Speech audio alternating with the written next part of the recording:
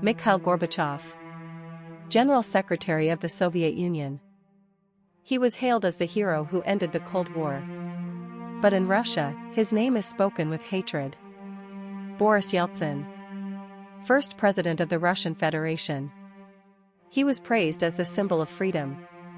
Yet his homeland was on the brink of collapse. And from within that chaos and humiliation, one man rose to power. Mikhail Gorbachev. The West saw him as a beacon of hope.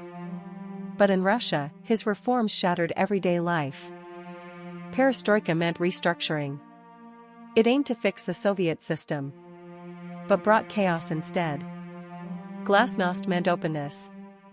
It allowed people to speak freely and exposed the cracks in the system. He never sought to dismantle the USSR, only to fix it. But his changes opened a floodgate no one could control. Then came Boris Yeltsin, Russia's first democratically elected president.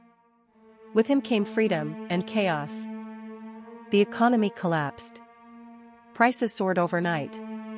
People's savings were wiped out in days.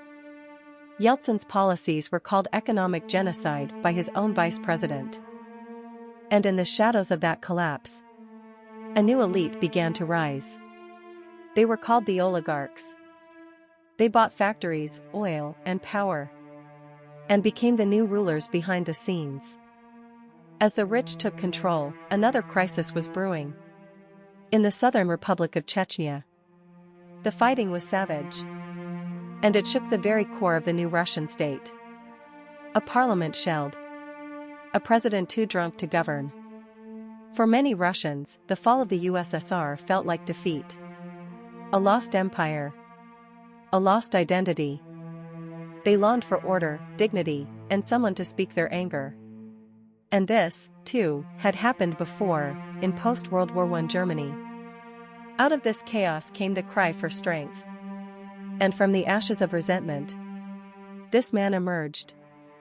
Was Russia saved, or simply led into another abyss?